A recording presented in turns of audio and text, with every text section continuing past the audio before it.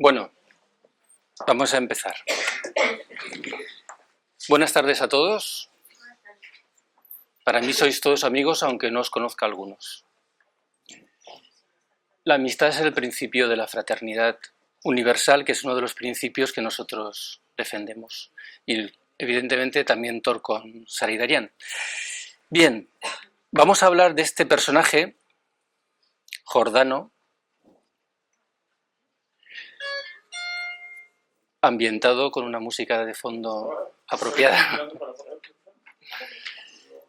Y lo primero que tengo que decir, evidentemente, es un ciclo el que estamos dando. Acaba el mes que viene con Honran Micaela Ivanov. Y como digo en todas las presentaciones de estas charlas, el ciclo es de mensajeros de la Gran Logia Planetaria, un nombre muy ampuloso, pero viene a decir que hemos reunido un grupo de maestros para nosotros, que sabemos menos, discípulos de los maestros que saben más, y de ese grupo que veis ahí en ese círculo hemos dedicado una conferencia a cada uno de ellos explicando un poco su vida, su obra, sus ejes principales de su mensaje. Y hoy toca Torkon Saridarian, por eso está en el centro. A nivel de datos, yo no soy de dar datos muy concretos de fechas, nombres, porque para eso está hoy en día la Wikipedia y está Internet y es fácil encontrar esa información. Vamos más a las ideas y al mensaje del personaje. Lo primero también que tengo que decir es que de estos maestros, que cuando dé la conferencia de Ivanov pondré el mismo dibujo, pero pondré de cada uno de ellos qué rayo tienen, cuál es su maestro, cuál es el rayo de cada uno de sus maestros y qué escuelas han creado, porque cada uno de ellos de una manera o de otra han creado escuela. Torkon, su maestro es Moria, que bueno, tuvo muchos maestros, pero el maestro principal de lo que nos ocupa, ¿no? de Shambhala, de la Gran Fraternidad Blanca, Moria de primer rayo, y es un discípulo de segundo rayo. Segundo rayo es amor, sabiduría, todos los maestros que se dedican a entregar el conocimiento, a escribir libros, a dar conferencias, a difundir las enseñanzas, son casi todos de segundo rayo. Bien, entonces hay un elemento que une a todos estos maestros, y en esto también me repito, que es lo que se llama teosofía según algunos, lo que se llama ciencia iniciática según otros, los que se llaman con diferentes nombres, ¿no? Sabiduría perenne, pero tanto Torkon como Ivanov, como el tibetano, etcétera, le llaman la enseñanza. La enseñanza es un cúmulo de conocimiento. Se puede explicar de muchas maneras, ¿no? Pero una de las maneras es un cúmulo de conocimiento reunido por una serie de seres mucho más evolucionados que el hombre común, que a lo largo del tiempo en sus templos, monasterios, lugares de iniciación, etcétera, lo han ido guardando, ya fuesen, por ejemplo, las casas de los millones de años en Egipto, o las escuelas de misterios, pequeños y grandes misterios en Grecia, o las diferentes escuelas que existieron en Tíbet, o incluso el Kalmecas, por ejemplo, en Sudamérica. O sea, en todas las culturas ha habido escuelas donde los maestros de la humanidad han guardado este conocimiento. Ese conocimiento que entra el zodiaco, la alquimia, entra el conocimiento de sí mismo, entra la psicología profunda, entra incluso lo que llamamos hoy nuevas tecnologías o las tecnologías, el conocimiento de la física, la ciencia en todas sus vertientes. Todo ese conocimiento lo han ido recopilando, lo han ido comprobando y tienen bibliotecas, libros accesibles o inaccesibles para la mayoría de la gente, pero accesibles para aquellos que se acercan a ellos, que quieren aprender y que después de una serie de preparaciones que se llaman iniciaciones, pueden acceder a esas grandes bibliotecas, museos y a ese conocimiento, ¿no? De hecho, el concepto de iniciaciones, que os sonará a todos, es un proceso precisamente de amplitud de conciencia y también de contacto cada vez más con esta jerarquía planetaria. Entonces, Torkon Saraydarian le llama la enseñanza. Y cuando leáis sus libros veréis que dice, la enseñanza dice tal cosa, en la enseñanza podéis encontrar tal otra. Gracias a la enseñanza podéis cambiar esto en vuestra vida, etcétera, etcétera, ¿no?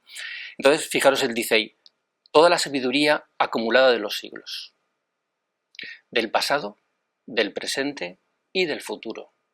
Eso hay que decirlo.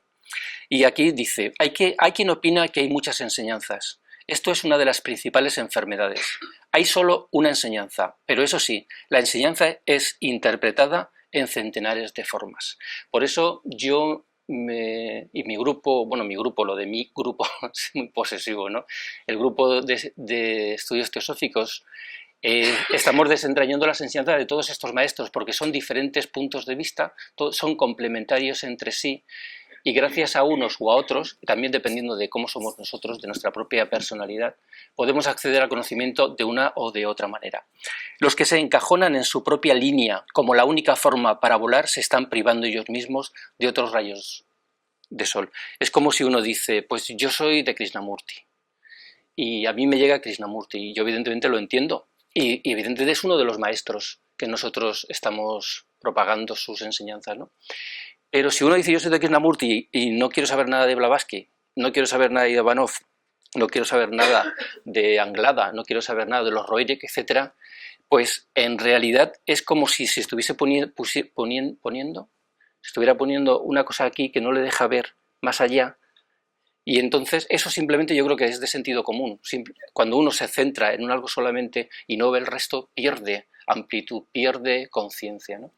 Sin embargo, el estudio comparativo, precisamente, y yo puedo constatar que es así, porque al haberme impuesto yo la tarea de estudiar a cada uno de estos personajes y dar una charla pública con esta información, yo estoy descubriendo por mí mismo cómo van coincidiendo y cómo una información que a lo mejor da, pues por ejemplo, sobre los chakras, Anglada, luego lo ves en Blavatsky y veis cómo van las piezas completándose. Y hay cosas que uno no dice y deja caer y gracias a que lees a los Roerich la puedes entender.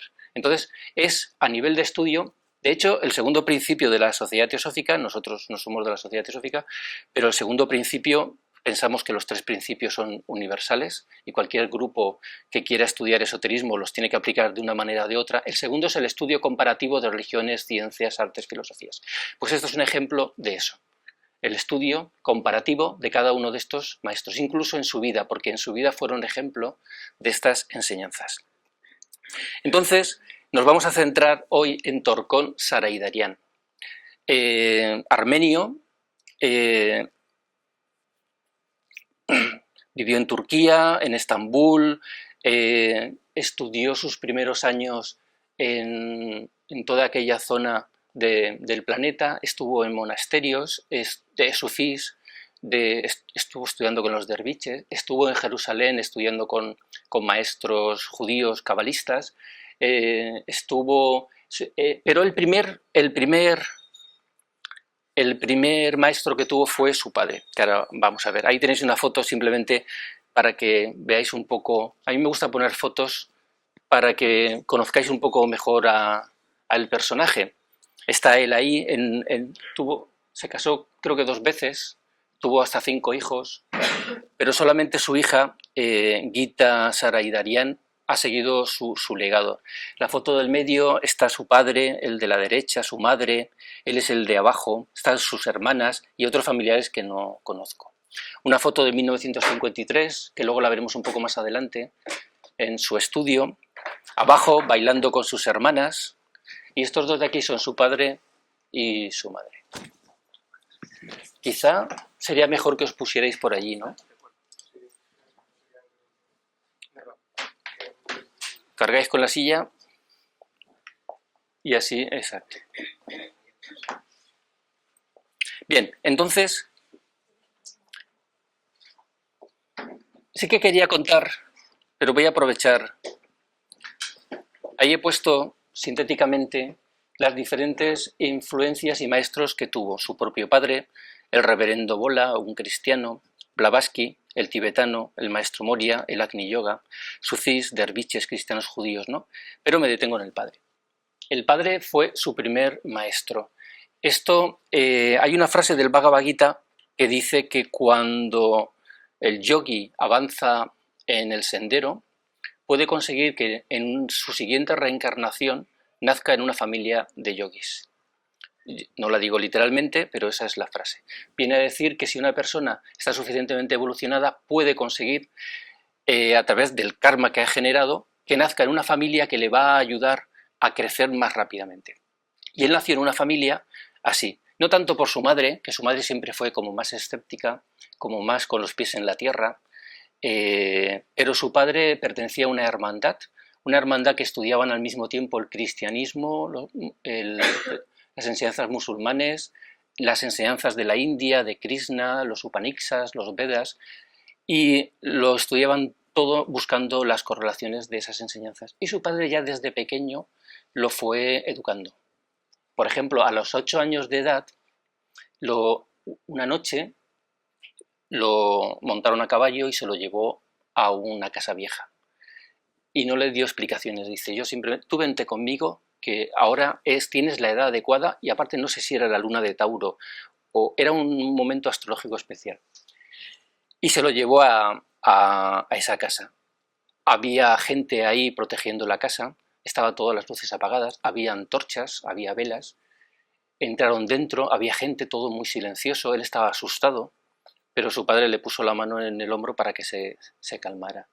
Ahí estuvieron un buen rato, en silencio total, bajaron a la parte baja de la casa, el sótano, y ahí había unas escaleras, cogieron unas antorchas y descendieron a una cueva gigantesca, donde, eso lo relata él en su autobiografía, donde había flautistas, había hombres y había mujeres para una especie de festividad, una especie de ritual, que vosotros ya lo conocéis, porque parte de ese ritual es lo que hacen los derviches que bailan sobre sí mismos y bailan alrededor.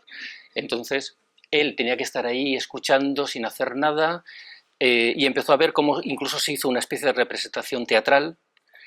Se empezaron a tocar las flautas, unas mujeres empezaron a bailar, también ahí había hombres y había mujeres, y él iba viendo todo eso, y su padre en todo momento le ponía la mano en el hombro para que no hablase y simplemente visualizase y escuchase todo. Y en un momento determinado el patriarca o el señor que dirigía la ceremonia le puso las manos, y luego vinieron otros dos y entre tres pusieron manos en diferentes partes de su cuerpo, la cabeza, el cuello, la espalda, los omóplatos, etcétera, la columna vertebral, y pronunciaron una serie de palabras y de invocaciones. Y el señor que dirigía le dijo, tú ahora no entiendes lo que estamos haciendo, pero en el futuro tu ángel solar te irá desvelando los misterios de la iniciación que acabas de tener aquí. Y tenía 8 años. Bueno, terminó eso, se lo llevó a casa y tal, ¿no? Luego también, más adelante, hicieron otro tipo de ceremonia donde le despertaron algunos chakras. Estamos hablando, en ese momento tenía, creo que 9 años. Cuando tomó la primera comunión, dado que él ya tenía capacidades, él veía, por ejemplo, fantasmas, él tenía ya una intuición muy desarrollada, el sacerdote que hizo la ceremonia de la comunión la hizo con un rito muy viejo, muy antiguo, con una serie de oraciones sagradas, también bendiciéndole y poniéndole las manos en algunos lugares del cuerpo, que luego su padre, cuando se lo llevó a casa, le dijo, mira, le sacó un dibujo del cuerpo humano y le dijo, mira, los óleos te los han puesto en 9 partes, en 9 lugares del cuerpo humano. Cada uno de estos lugares son sagrados y tienen una correlación energética. Hay 7 principales, le está hablando de los chakras, y hay otros que están correlacionados con los principales. Entonces le explicó la parte esotérica de la ceremonia de la comunión que le habían hecho con un rito antiguo.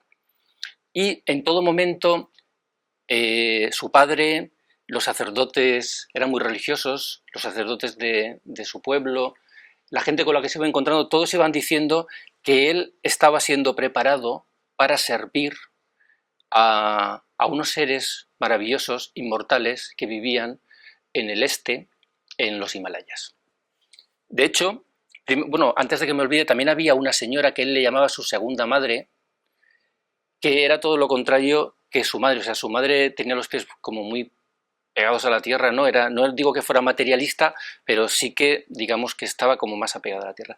Su segunda madre acudía muchísimo a ella y ella le iba explicando también todo este tipo de cosas esotéricas, las visiones que tenía se las explicaba, cosas por el estilo.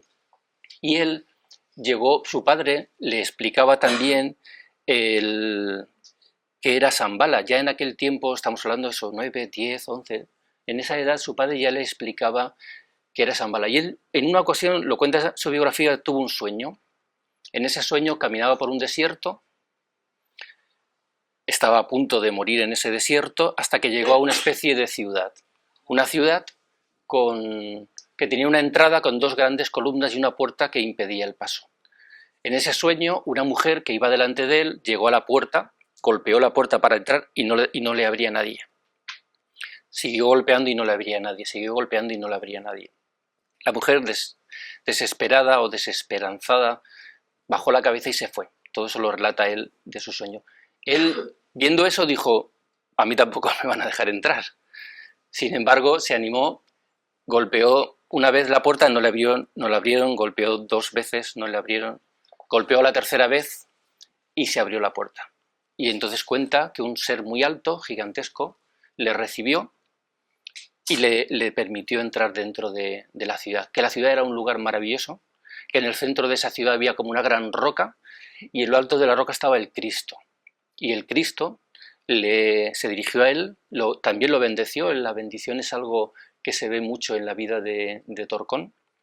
Le bendijo y le habló de esos maestros que iban a estar siempre acompañándole, que lo iban a dirigir toda su vida. Y le dijeron lo siguiente en el sueño: si eres capaz de llevar una vida pura hasta los 33 años, vas a tener, digamos, no digo suerte, pero no sé cómo explicarlo, o sea, las bendiciones espirituales recaerán sobre ti y podrás hacer grandes cosas para la humanidad. Se convirtió, él lo llama, aunque eso es un término que suena un poco, un soldado de Dios. O sea, no lo malinterpretemos, sino un guerrero de la luz, también dirían algunos, ¿no? Y ya estamos, y repito, en esa edad él ya tenía esa conciencia. Además, él notaba, como había, que eso también le pasaba a Blavatsky, él notaba que había siempre alguien atento protegiéndole. Y en momentos de dificultad, él notaba que le estaba protegiendo. Por ejemplo, aunque me salto temporalmente, estuvo trabajando en muchas cosas, trabajó de ferretero, de sastre, trabajó en un cementerio.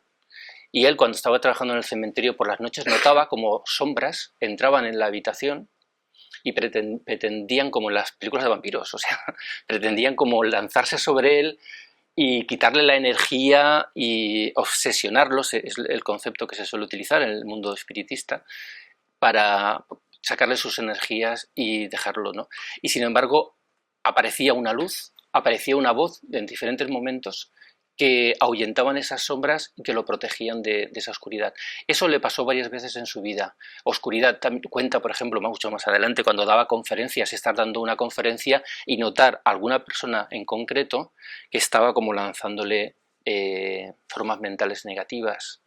Y él, con la ayuda, según él, evidentemente, de sus maestros, podía repeler esas influencias negativas y seguir dando su mensaje. Entonces, nos estamos encontrando con un joven inquieto, sano, con aspiraciones y ya con una educación de tipo esotérico mucho más profunda de lo que en un primer momento se podría conocer. Yo sigo haciendo el paralelo con Blavatsky, porque Blavatsky, aunque se habla mucho cuando se habla de su infancia, de que ella era como una loca que iba de aquí para allá y le contaba cuentos a los niños y les engañaba y no sé qué, no sé cuántos, Blavatsky, cuando era joven, con 13 años, ya se estaba leyendo los libros de la biblioteca de su abuelo, que eran libros de ocultismo, como de Agripa, Paracelso, etc. O sea que de tontería, nada, por lo menos de mi punto de vista. Y este no es el señor, el reverendo Bolo, no es una imagen que he encontrado en internet para representarlo, es un patriarca de la ciudad donde vivía. Él lo considera como su segundo gran maestro, después de su padre. Porque este señor, que era muy cristiano, pero un cristiano tan cristiano que la propia Iglesia lo rechazaba porque buscaba la parte esotérica del cristianismo, fue el primero que le instruyó en las parábolas de Cristo y la explicación de la Biblia desde un punto de vista esotérico, simbólico, etc. De hecho, cuenta Torcón que este hombre estaba escribiendo un libro gigantesco, tenía no sé si cientos, miles de páginas, donde se había dedicado a explicar la Biblia paso a paso de la forma alegórica que tiene, la parte esotérica de las alegorías de la Biblia. Y cuenta que por una de esas historias que pasaron en aquel tiempo, porque estamos hablando también de Turquía, estamos hablando de masacres de pueblos unos sobre otros por temas religiosos, políticos, sociales, destruyeron, cuando este hombre se murió, que predijo su muerte, y él dijo cuándo iba a morir, y se cumplió, y Torcón lo pudo corroborar, destrozaron toda su casa y quemaron todo lo que había dentro, y él solo pudo recuperar 80 páginas de un capítulo de este hombre. Pero él dice, yo tomé notas, porque él iba 2 veces por semana a hablar con este hombre, y su madre no quería que fuera, porque su madre tenía miedo de que él se dedicase demasiado a lo espiritual. De hecho, él cuando se metió a monje, él tenía miedo su madre de que se hiciese célibe. Célibe es cuando no tienes relaciones, ¿no? Exacto. Y entonces decía que no, que eso no tenía que ser, que aparte se podría perder el apellido de la familia, y se negó, y él tuvo y aceptó el criterio de su madre. Entonces su madre tenía poco de miedo que se juntase con este hombre, porque este hombre daba alas a sus anhelos de aprender. Y dice Torcón que gracias a este hombre, gran parte de la síntesis que él ha conseguido de diferentes culturas se la proporcionó este hombre.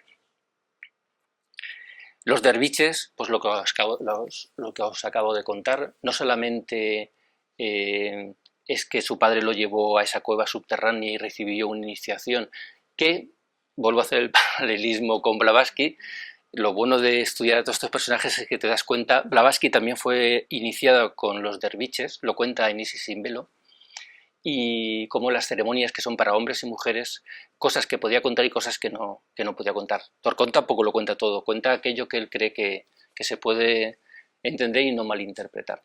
También estuvo estudiando con los sufís, estuvo estudiando en Jerusalén con un maestro, Agob Osahan, ahí está, tenéis la foto.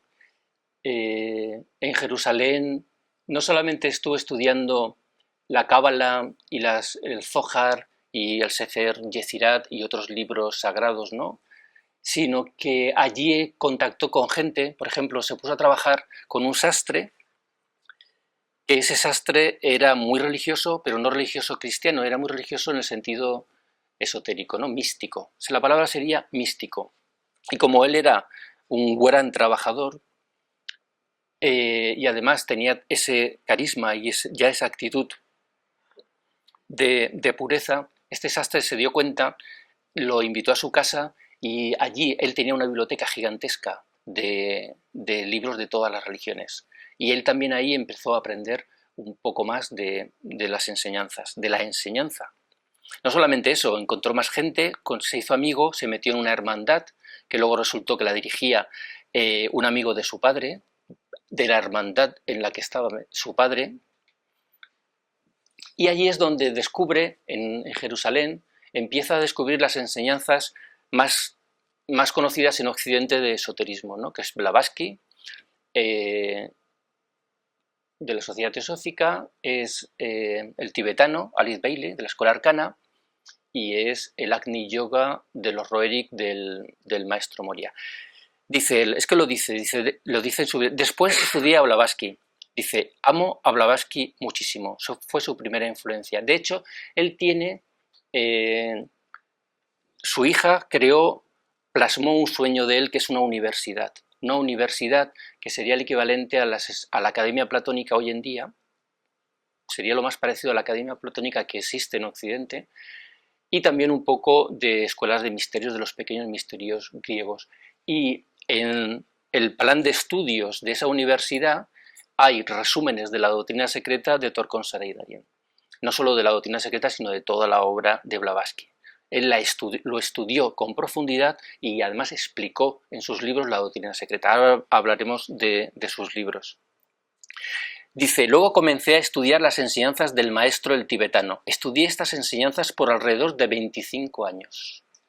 Me dediqué a ellas. Todo eso estando todavía en Turquía, ¿no? Aquí es interesante porque la escuela arcana, creo que lo dije cuando hablamos de Alice Bailey, tiene unos cursos. Hay unos cursos que son por correo donde hay también un plan de estudios y te van dando una serie de temas, los vas estudiando, puedes preguntar sobre ellos, etc. Él se suscribió a esos cursos. Y era tan adelantado en sus cursos que le escribieron una carta privada a él y a un grupo pequeño, a unos pocos, para que formasen un grupo de la escuela arcana en Turquía. Y no solamente lo hizo, ahora veremos una foto, sino que además se dedicaron a traducir textos al turco que no existían de los libros del tibetano. Y dice, entonces encontré el Agni Yoga, las enseñanzas más elevadas que he encontrado. Las aprecio mucho. Considero el Agni Yoga la enseñanza más elevada dada a la humanidad. Su centro de operaciones está en Nueva York. Sus libros e información vienen del maestro Moria. Ya hemos hablado de los Roerich. Ya hemos hablado de que Elena Roerich, discípula directa del maestro Moria, escribió los libros como Jardín de Moria, Semblanza, Comunidad, Agni Yoga, una serie de libros donde el maestro Moria da a la humanidad la enseñanza del Agni Yoga. Entonces, esta enseñanza del Agni Yoga es la que va a definir ya totalmente a Torkon el resto de su vida. Aunque su enseñanza es una síntesis de todos estos maestros, él consideró que esta era la más elevada de todas las que había encontrado hasta ese momento. Y se convirtió en discípulo del maestro Moria. Es interesante. Al final de su biografía le hacen una entrevista. Hay varias entrevistas y en una de las entrevistas el periodista le dice, ¿está el maestro Moria físicamente en este planeta? Él dice, sí, él está en el plano físico, pero es muy raro que él aparezca ante las personas. Sus enseñanzas son sublimes y muy bellas. Esta información no es para niños, son cosas muy profundas. Y le pregunta, ¿por qué no está con él ahora mismo? Y entonces dice Torkon, estoy con él donde quiera que él esté y donde quiera que yo esté. ¿Le ha conocido alguna vez físicamente? Sí. En aquel entonces decidió que trabajarían juntos. Dice, no hubo decisión entre nosotros en el sentido de decir que soy enviado por un maestro, de ningún modo. Escogí estas enseñanzas y él habló conmigo por algunos minutos, eso es todo. Él a partir de ahí en sus libros habla de su maestro y cuando dice su maestro, aparte de otros muchos maestros que ha tenido, en realidad el maestro de Torkon sería Moria. Y es una de las razones, aparte de la enseñanza, por la que está en este grupo de maestros, discípulos, relacionados directamente con la jerarquía planetaria. Lo de la jerarquía planetaria y tal, yo ya doy por entendido que todos sabemos de qué estamos hablando, porque es un concepto muy, muy loco. O sea, si me explico, ¿no? O sea, eso de que hay una serie de señores jerarquizados que controlan espiritualmente el planeta y que tienen sus elegidos y que además casi nunca se presentan, sino que les dan los mensajes y tal y tal y tal, suena un poco de locos. No voy a entrar a explicar el tema y el concepto de Shambhala, porque lo estamos tocando durante todas estas charlas, ¿no? Doy por entendido que lo sabemos. Esta es una foto de cuando estaba en Jordania, en el 53, su lugar de estudio, y esta es una foto de ese grupo que él crea a raíz del pedido de la escuela arcana, que se llamaba la Hermandad de Caballeros. La señora que está ahí sentada es su mujer, Elizabeth, que se dedicaban ya a estudiar los libros, a hacer traducciones, a dar clases, o sea, y difundir estas enseñanzas. Mientras él estaba haciendo eso a nivel interno, estaba trabajando, como he dicho, en un montón de trabajos, como lo del cementerio. También trabajó en el ferrocarril, en una época en la que estaba en guerra Inglaterra y tenían que llevar en los ferrocarriles cantidad de soldados, etc. Y él solucionó un montón de problemas que tenían los ferrocarriles de la época y fue subiendo de categoría hasta el punto de que no llegó a ser el director de la central, pero casi. Y luego fue meteorólogo del ejército británico. O sea, y para cada una de esas cosas estudió todo lo que tenía que estudiar a nivel de carreras oficiales para poder merecer esos puestos. O sea que no es un hombre de esos que dice y habla de lo esotérico pero no tiene nada más. No, es un hombre que donde iba triunfó, en la parte exotérica y la parte esotérica. Por poneros un ejemplo, fue maestro de un colegio. No recuerdo exactamente ahora dónde, pero estuvo en un monasterio, porque él estuvo en varios monasterios en Persia, en Turquía, en Jordania. Estuvo en varios maestros y hay montones de anécdotas, algunas muy graciosas, porque algunos monjes le querían tomar el pelo y tal, pero bueno, las dejaremos para otro momento, ¿no?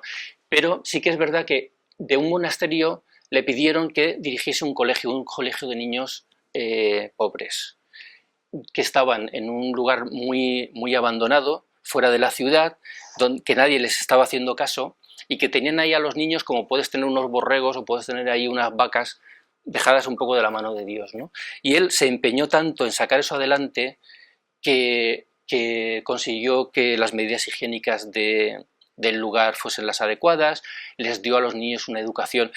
Tuvo problemas porque unos padres que eran de una facción religiosa y otros política querían que él influenciara en los niños con esas ideas, otros de otras facciones querían, y él se tuvo que imponer a todos los padres diciendo que él no quería influir ni religiosa ni políticamente en los niños, que solo quería que aprendieran a ser personas. Y el éxito fue brutal, fue tan brutal que el servicio secreto turco lo secuestró. O sea, apareció un día un coche, dijeron súbase al coche, lo típico de las películas estas de la CIA y súbase, dice, ¿dónde voy? Y los trabajadores y los amigos iban a defenderlo y él dijo, no hagáis nada, él sabía que no le iba a pasar nada, ¿no? Se lo llevaron a una fábrica, todo como suelen hacer en las pelis, o sea, en silencio, sin darle pistas, o sea, le taparon incluso la cabeza para que no supiesen a dónde se lo llevaban. Y cuando estaban interrogándole, ya le tranquilizaron, dijeron, no te vamos a hacer nada. Dice, lo que pasa es que no sabemos cómo es posible que tengas tanto éxito, o sea, no sabemos dónde reside que hayas conseguido hacer lo que estás haciendo con estos niños en este pueblo. Dice, estamos realmente asombrados, o sea, los políticos te están observando y nos han pedido que te sigamos la pista para ver qué es lo que estás haciendo, porque él siempre fue honrado totalmente y en cada sitio donde estuvo se entregaba. Por ejemplo, cuando estaba dirigiendo el ferrocarril me refiero a en los talleres de los estos, ¿cómo se llama? El tren y lo que va detrás, los vagones, ¿no? Las vías, la energía con que funcionan. Lo mismo, se dedicó a, por ejemplo, se dio cuenta de que había muchísimo ruido en la fábrica y se dio cuenta de que el ruido, de hecho es un elemento importante en la enseñanza de Torcón, el tema del ruido, como lo es la música, el sonido en general, ¿no? Y entonces se empeñó en que todo lo que hiciese excesivo ruido, que se pudiera quitar de lo que es la fábrica, se lo llevase más lejos, y lo consiguió. Y el resultado fue asombroso, o sea, el ruido molestaba tanto a la gente que cuando le quitaron ese ruido y la gente podía trabajar con más tranquilidad, eran más efectivos y rendían más. El sistema higiénico era me voy a orinar, y se daban la vuelta y meaban en un árbol, o cosas peores, por decirlo de peores entre comillas, ¿no? Entonces él construyó todos sistemas de aseo, de duchas, para que la gente, o sea, lo que veríamos a nivel de tema social, o sea, se preocupaba de los trabajadores en todos los niveles. A nivel interno él estaba con sus estudios, pero él llevaba a la práctica todos sus conocimientos, todo lo que podía del mundo esotérico. De hecho, él, como todos estos maestros, coinciden, ¿no? Y de hecho luego lo veremos en los 7 principios de su organización, que uno es el servicio sacrificado, le llama servicio sacrificado. O sea, no se puede, no sirve de nada solo estudiar, leer, hay que llevarlo a la práctica. Y él, en donde estuvo, si estaba trabajando con ellos, lo llevaba a la práctica. Si estaba, incluso hacían teatro, pues ya, bueno, me podría extender. Si estaba en una fábrica, él intentaba cambiar los horarios, que la gente no trabajase de noche, una serie de elementos muy prácticos que al mismo tiempo estaban relacionados con el conocimiento esotérico. Él era una persona que se levantaba a las 4:30 de la mañana, porque esotéricamente las horas para para dormir y sacar y que el cuerpo se revitalice a partir de las 4:30 o 5 de la mañana, sobre todo a partir de que sale el sol, ya no sirve de nada estar en la cama. Yo soy el primero que por mi trabajo a lo mejor duermo hasta la 1, las 2 o las 3 de la tarde y me paso, pero esotéricamente las energías, entonces él todo lo que iba aprendiendo lo iba aplicando en los diferentes trabajos en los que estaba. Luego en el 59 se va a Estados Unidos por orden de su maestro. Por orden de su maestro no, porque él dice, como acaba de decir del maestro Moria, que los maestros no ordenan, los maestros sugieren, inspiran, pero no ordenan. Él, con esas visiones que tenía desde pequeño, con esa intuición que tenía, con esos conocimientos que iba adquiriendo, se dio cuenta que tenía suficientes elementos para transmitir a la humanidad, a los otros seres humanos, lo que a él estaba siendo tan efectivo a nivel personal.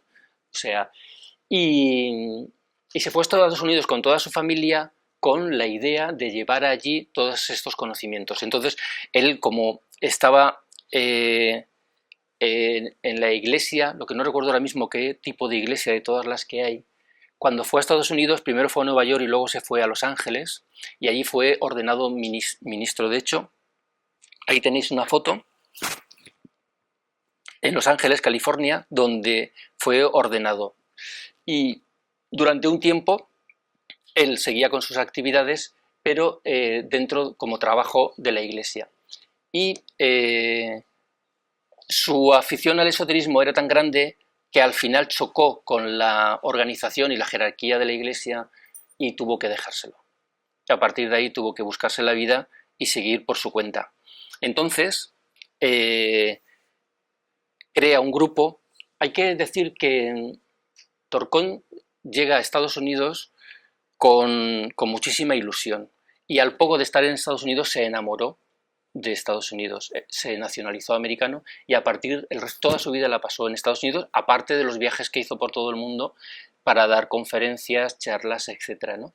Y él siempre defendió el espíritu de Estados Unidos. Evidentemente, Estados Unidos, como tantos otros países de nuestro mundo, sobre todo todos los que se rigen por un sistema capitalista, tienen una cantidad de efectos impresionantes, pero él sabía ver en el impulso, la fuerza de lo que es la primera potencia mundial. Y entonces, lo que pasa es que también vio la miseria. Por ejemplo, él veía a los jóvenes de aquella época drogándose, alcoholizándose, desarraigados de la familia, los problemas familiares, los problemas de los padres, los divorcios, y empezó entonces a crear este grupo que se llama Acuario con la idea de lo mismo, cómo llevo a la práctica el conocimiento esotérico, cómo se lleva en la vida cotidiana lo que los maestros nos enseñan. Y se dice que llegó a curar hasta más de 7.000 personas que eran drogadictas. El primero empezó en un garaje, como Steve Jobs, como muchos de los grandes empresarios y visionarios americanos. Al principio era muy poca gente, él daba una clase a la semana, daba una conferencia al mes, y luego fue creciendo y empezaba a llenarse la gente, se le quedó pequeño el garaje, rompieron las paredes para que cupiera más gente, fue llegando gente que creía en él y que le daban donaciones, compraron terrenos, construyeron incluso hasta templos. Él siempre va a tener esa influencia cristiana de Cristo, de la Biblia, de los templos, y él creó varios templos con una serie de iconografía, con una serie de símbolos, para que la gente tuviese un lugar también donde recogerse, porque un templo, como una catedral, como también una mezquita, cualquier templo de cualquier cultura, es un lugar de meditación, es un lugar donde un hombre, si tiene determinada sensibilidad, puede captar y puede conectarse con energías, ¿no? Y él, siguiendo una serie de principios también esotéricos, construyó estos lugares.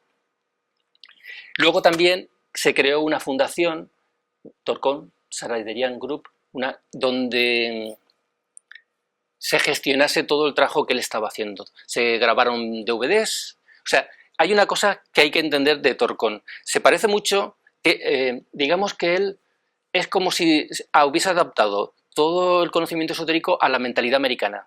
Lo digo porque sus libros se parecen a los de Dale Carnegie. No sé si conocéis a Dale, el de cómo ganar amigos el de influenciar en las personas, oratoria y todo lo demás.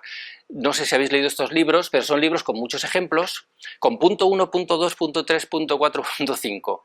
Y luego desarrolla los puntos. Y luego pone ejemplos. Y a mí me pasó tal. Y a un amigo mío le pasó no sé cuántos. Y entonces él pone, escribe así sus libros. Y luego DVDs para difundir las enseñanzas. O sea, una serie de formas muy a la americana. Incluso sus libros, uno se llama Construir el éxito, porque la mentalidad americana empresarial es el éxito, el triunfo. Entonces, incluso eso, pero desde el punto de vista esotérico. Lo cual, por un lado, también lo hace más accesible y muy entretenidos de leer sus libros, y se aprende muchísimo, aunque solo sea por las anécdotas. En un avión, una vez, se encontró con Jimmy Carter, el presidente en aquel momento es presidente de los Estados Unidos. Se pasó todo el viaje hablando con él y con su mujer de estas enseñanzas. Y lo encontró muy receptivo, no alguien que de repente dice, no, con mucha comunicación. Y ahí lo veis, en el Gran Cañón creo que es esta imagen hablando a una ardilla. No sé si veis la ardilla. Bueno, eso me lo he inventado yo, pero está ahí con la ardilla señalando con el dedo. Yo creo que le está hablando a la ardilla. Bueno, esto es para mí personalmente muy importante, porque el señor barbudo de blanco es Honran Mikhail Ivanov, que por cierto mañana es su aniversario. Ahí lo tenéis. Honran 116 aniversario de su nacimiento. Se encontraron estos dos grandes hombres ya digo que Ivanov, o sea, Honran, desde el año 36 estaba en Francia, nacionalizado francés, dando clases en francés, pero de vez en cuando también viajaba por el mundo. Que también, por ejemplo, cuando demos el mes que viene la conferencia de Ivanov, hablaremos de su relación con Reagan y con Gorbachev.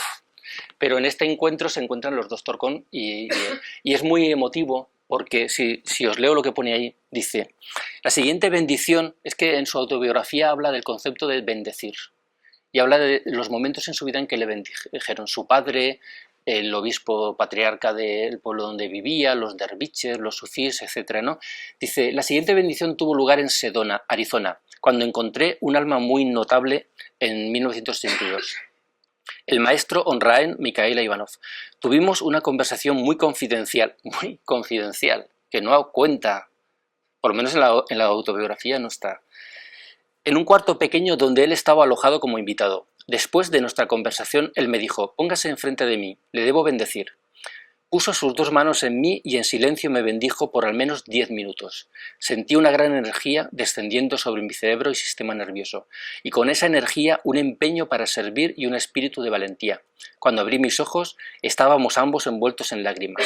Él fue un alma altamente desarrollada, dedicada al servicio de la humanidad. Dos grandes hombres del mundo espiritual. Hay quien dice que no hay maestros. Bueno, estos se murieron relativamente hace poco, ¿no? Pero sí que tenemos montones de ejemplos de maestros bastante recientes, con muchos testimonios, que pueden guiar a aquella persona que quiera seguir un camino de tipo espiritual, de la verdadera espiritualidad. Justo en el momento apropiado. Bien, la obra de Torcón es muy diversa. Son libros, música, tocaba varios instrumentos, dio más de 3.000 conferencias, miles de artículos, creó una gran biblioteca donde se recoge de cada uno de los temas esotéricos toda la bibliografía mundial, mitología de religiones, libros de todas las culturas, una gran biblioteca, el grupo, la fundación que él creó, los cursos que daba y la universidad que creó luego su hija, que era uno de sus sueños que él en vida no llegó a ver. Por ejemplo, en el tema de los libros, ahí tenéis algunos. El problema de los libros es que él escribió más de 50 libros. De esos más de 50 libros solo se publicaron 50 y el resto está todavía por publicar. La fundación que dirige hoy en día su hija lo va sacando poco a poco, pero en inglés. Y en español casi no hay nada. Y los libros que hay en castellano, aparte de uno o dos como el de Construir el éxito y la energía psíquica, Los demás son casi imposibles encontrarlos. Aún así, yo he encontrado unos 12 libros que en la web de los mensajeros de fraternidad.info los tenéis. Se pueden descargar, están en PDF y se pueden leer. Sinfonía del Zodíaco es buenísimo y es una especie de resumen de las enseñanzas del tibetano relacionados con la astrología, con el zodíaco. El de energía psíquica habla del plano etérico y habla de cómo desarrollar la energía, muy, repito, a lo Dale Carnegie, o sea, explicando pasos que hay que seguir, etcétera, ¿no? El de la mujer antorcha del futuro es buenísimo, yo lo estoy utilizando en parte para las clases que damos los lunes de embriología oculta. El discípulo es un libro fundamental para aquel que quiera, digamos, salirse de lo cotidiano y tenga aspiraciones de tipo espiritual sanas, porque ahí habla de cómo es un discípulo, cómo tiene que vivir un discípulo, cómo se prepara un discípulo, y es un libro, es un tocho así de gordo. Es de los mejores libros que tiene, etcétera, etcétera, el de la autobiografía y tal. Entonces, en inglés hay muchos, en Amazon, incluso en versión Kindle, se pueden comprar y algunos incluso son, el de la autobiografía es gratuito. Conferencias, repito, pues eso, más de 3.000 conferencias por todo el mundo. A mí me impresionó, no, me llamó la atención, le llamaban de todos lados. Por ejemplo, dio muchas conferencias en Sudáfrica, dio muchas conferencias en Italia, en Inglaterra, evidentemente, en Brasil, por todo el mundo dio conferencias y le invitaban a que diera las conferencias. Y dio muchas conferencias, esto es curioso, a la sociedad teosófica, a diferentes sociedades teosóficas, de Holanda, por ejemplo, de Sudáfrica, le llamaban para que él explicase determinadas... Bueno, la verdad es que casi siempre daba las conferencias sobre los libros que escribía. Él, cuando fue a Estados Unidos, iba en el avión y un señor le preguntó, ¿y usted qué va a Estados Unidos? Y él dijo, yo voy a escribir libros y a difundir mis libros. Y esto no es una especie de vanidad, dice, yo voy... No, es que él se impuso la tarea de todo lo que había aprendido, de toda esa sabiduría que había ido recogiendo durante los monasterios maestros, la síntesis, los 25 años de la escuela arcana, el maestro, la Agni Yoga, todo eso, sintetizarlo de una manera que el hombre moderno lo pudiese entender. Y si bien eso también lo hace Ivanov de otra manera, a Ivanov, yo tengo que reconocerlo, para dar un elemento, un dato esotérico, lo rodea tanto de protección para que no haya equivocación moral de la utilización del conocimiento, que tienes que leer mucho para ir sacando esas perlas. Sin embargo, este hombre va más, disculpar la expresión de mi pueblo, al tajo. ¿Sabéis lo que significa ir al tajo? Va a la esencia y es un maestro sintetizando. Entonces, él incluso en sueños tenía la visión de los libros, de lo que iba a hacer. Y, por ejemplo, uno de sus mejores libros, que es, creo que es La luz de Shambhala, o El camino de Shambhala, uno con Shambhala, lo soñó, el libro, el capítulo 1 o 2 lo tuvo, y luego se puso a escribir y estuvo 36 horas seguidas escribiendo hasta que plasmó el libro. Y le pasó con muchos de sus libros, él veía y iba tomando notas. Evidentemente en esos viajes que vas en avión, montones de horas, él iba cogiendo, recuperando la información, luego daba las conferencias sobre los mismos temas y eso lo iba completando. Y es una pena que sus más de 170 libros que no estén en manos de todo el mundo, porque es un trabajo de síntesis que nos ayudaría mucho a los que estamos investigando y tenemos que empezar a leer por aquí y por ahí para reunir la información. Os pongo un fragmento muy cortito, son 2 minutos, para que veáis al personaje. Me gusta que veáis. He tenido que traducir el texto porque en YouTube hay bastantes vídeos de él, tampoco tantos. No me he puesto a comprar los DVDs que vende, no sé si estarán subtitulados al castellano, los de Ivanov, muchos sí que lo están. Y le pedí a mi hijo que me lo tradujera. Hemos hecho el montaje y ahí tenéis un fragmento de fundamentos de la meditación. Veis cómo se mueve, veis cómo habla y espero que podáis leer lo que pone.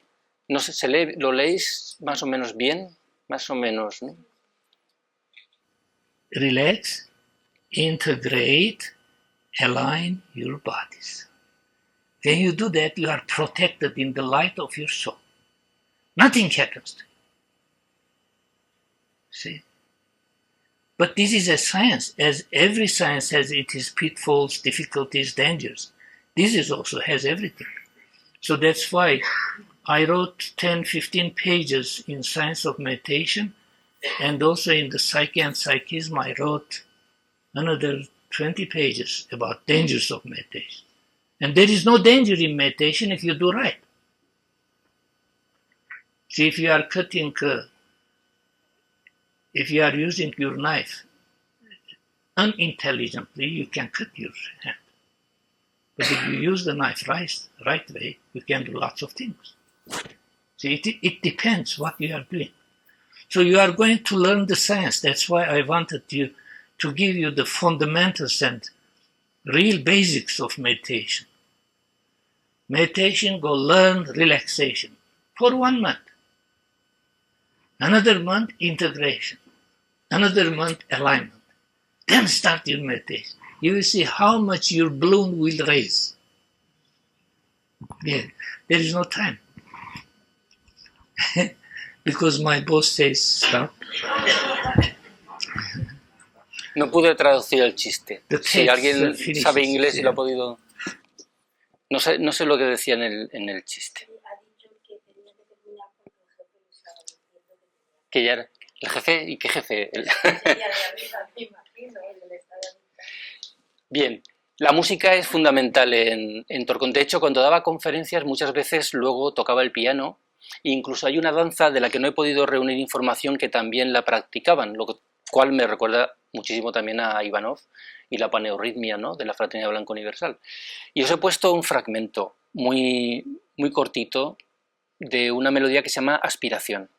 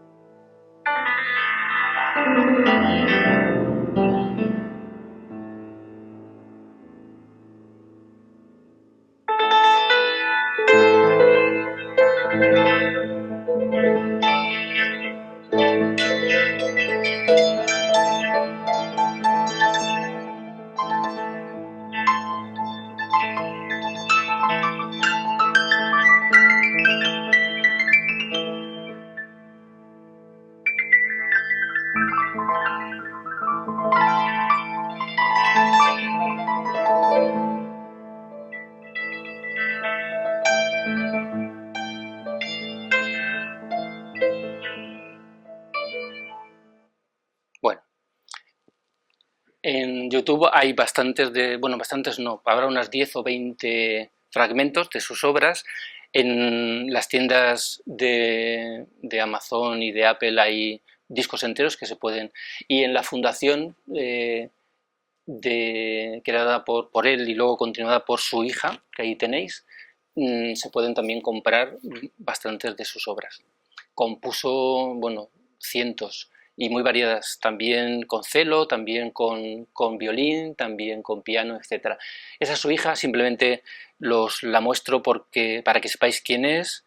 Ella es la que lleva hoy en día la fundación que crea y la universidad sobre todo, que es algo súper interesante, con sus planes de estudio, que sepáis que hay 2 en Estados Unidos, hay una sede en Alemania, otra en Suiza, y en Perú, en Sudamérica, también. Y a los que os puede interesar, tienen una web que se llama TGAS Hispana, donde cobran evidentemente por estos cursos, donde hay una serie de cursos, por ejemplo sobre astrología, sobre los chakras, sobre la meditación, etcétera, que se pueden en línea seguir esos cursos. Dan material de vídeo, dan material de audio y dan material en PDF de estudio.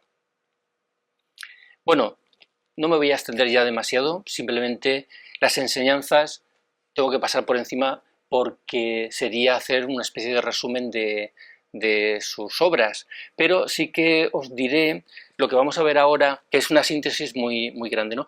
Es interesante el símbolo, ese símbolo también lo soñó. Él soñó una estrella de 7 puntas, creo que tiene, ¿no? 3.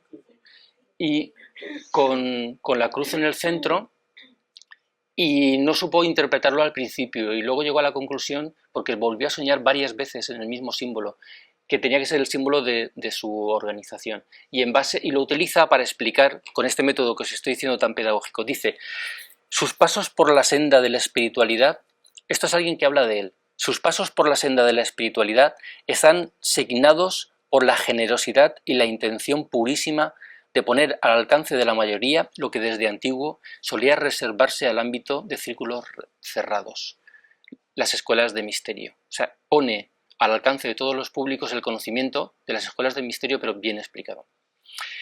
Lo que caracteriza de la enseñanza, es lo que hemos hablado al principio de la charla, es la síntesis. También le llama la sabiduría eterna. Ahí hay una foto de él dando una clase. Una de las cosas en las que hace hincapié son como la Constitución, no sé qué decir, pero el grupo, su organización, se basa en estos 7 pilares, que le llaman los 7 campos de la vida. Tienen diferentes expresiones. La política, la educación, la ciencia, la comunicación entre las personas, no las nuevas tecnologías, la economía, la religión y el arte son las esferas donde trabajan a nivel de material de estudio, a nivel de sintetizar y a nivel de dárselo a la gente para que trabaje en esos niveles. Cada uno de esos temas nos podría llevar para varias conferencias, cada uno de ellos. Fijaros qué importante es la educación para el presente y para el futuro de la humanidad. La ciencia, el arte, la belleza, ¿no? La comunicación entre las personas, que sería la fraternidad. La economía, el dinero, es algo que en el programa de radio ya lo comenté, que el dinero ni es malo ni es bueno, es cómo se utilice. Entonces hay una serie de enseñanzas sobre el tema del dinero que vienen desde la escuela arcana con el tibetano y que él recoge. La religión, evidentemente, ¿no? Y luego la política, es también lo que hemos hablado, ¿no? Que tiene que haber, la política también es una expresión, el interés político es una especie, digamos que una persona que quiere ayudar a los demás seres humanos se tiene que preocupar por la política obligatoriamente. Porque la política es lo que una serie de señores que nos representan están haciendo en teoría, pongo las comillas, ¿no? Para ayudar a todos los que le han estado votando, ¿no? Entonces hay toda una filosofía, hay toda una ciencia política que también se estudia en sus clases. También escribió incluso manuales de oratoria, también explicó a la gente que da clases cómo dar clases, o sea, toca todos los palos, digamos así, para que una organización funcione. De hecho, él dice, y es lo que él hizo, dice, si una organización como la mía quiere hacer algo, lo primero que tiene que hacer es una clase semanal y una conferencia mensual. Y luego están los 7 principios fundamentales en los que también se basa la enseñanza. Y esto ya está más dirigido a nivel interno, o sea, lo anterior es como más externo y esto es como más interno, y ahí tenéis el símbolo. Ese sí que es exactamente el que él soñó, que luego una persona le ayudó a plasmarlo. Esto lo voy a poner todo en internet, ¿eh? Todas estas diapositivas estarán luego y se podrán descargar. Si queréis hacer fotos no tengo problema, pero que luego estará en internet con más calidad. ¿Eh? Pues en Facebook está como grandes... O poniendo mi nombre o poniendo mensajeros... No, poniendo mensajeros de la Gran Logia Planetaria. Entonces ahí en Facebook está, y ahí es donde pongo, incluso se va a poner la conferencia luego, yo la editaré y la subiré a internet. La belleza para él es importantísima, la alegría, de hecho por eso se llama la conferencia Alegría, ahora veremos un poco sobre eso, rectitud, el servicio sacrificado de lo que os hablé antes, la bondad, la libertad, el esfuerzo. Estas virtudes o cualidades si las lleváramos a nuestra vida, la verdad es que nuestra vida cambiaría y también evidentemente cambiaría la de la sociedad en la que estamos viviendo. La alegría del alma es el título de la charla, porque de las cosas que más importancia da Torcón es a la alegría. La alegría incluso se mete con un grupo esotérico que no voy a decir el nombre, porque hay mucha gente, ese grupo y otros, hay mucha gente que la vida la ve como desde la botella medio vacía. No sé si me estoy explicando. O sea, la vida puedes verla como la botella medio vacía o la botella medio llena. Si la ves como la botella medio vacía, es una actitud pesimista, triste, y una serie de elementos que llevan concomitantes a esas actitudes. Y si ves la vida, la botella medio llena, ¿sí?, eres optimista. Y eso lleva también a una serie de actitudes ante la vida que te la cambian totalmente. Entonces él habla muchísimo, tiene incluso un libro que se llama Alegría y Curación, incluso explica cómo a nivel esotérico la alegría puede llegar a curar a una persona. Simplemente con eso que habréis oído montones de veces, que una persona que quiere vivir no se muere con tanta facilidad. Una persona que ya ha tirado la toalla y que quiere morir es más fácil. De hecho, la gente que trabaja en enfermería, médicos, etcétera, eso lo detectan.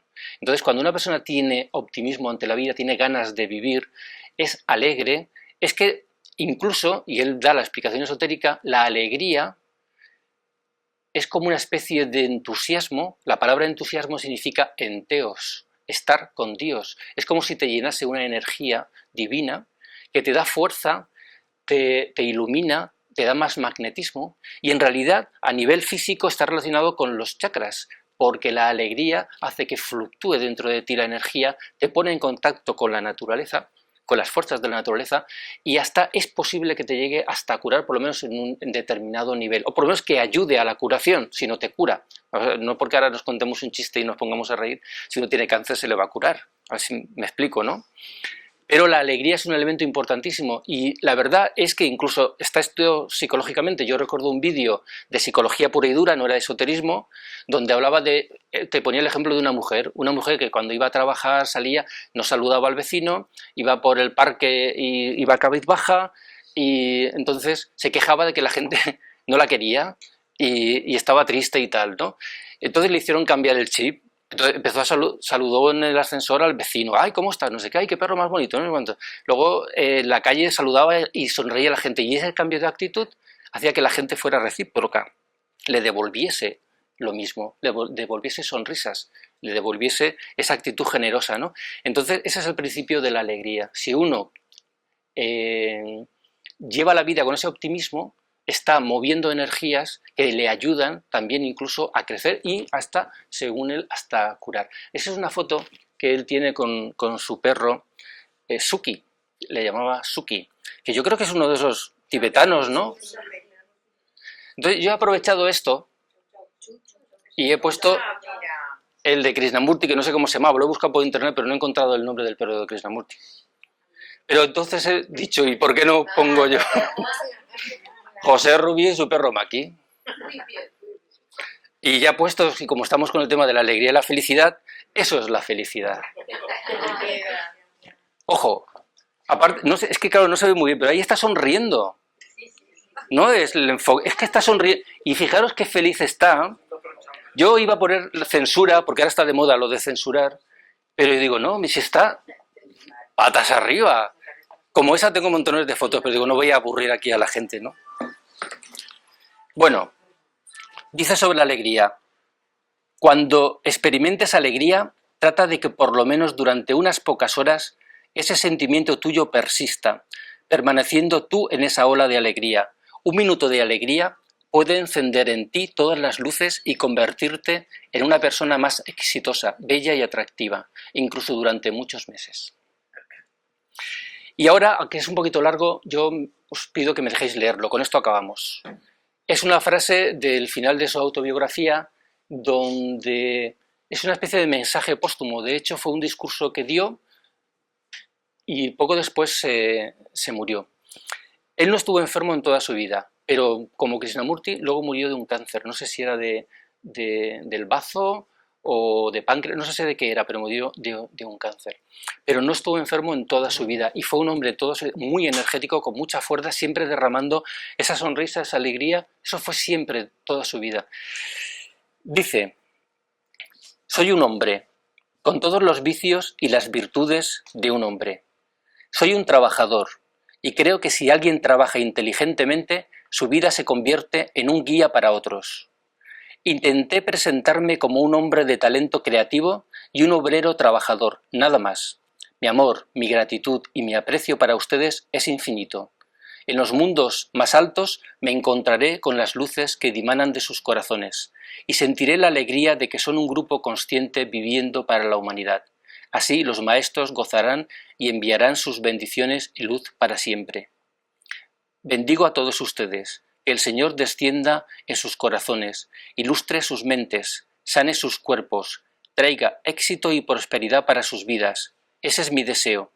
Deseo que el Señor haga realidad mi deseo, haciéndoles felices, prósperos, creativos, alegres, perfectos, sacrificados, generosos.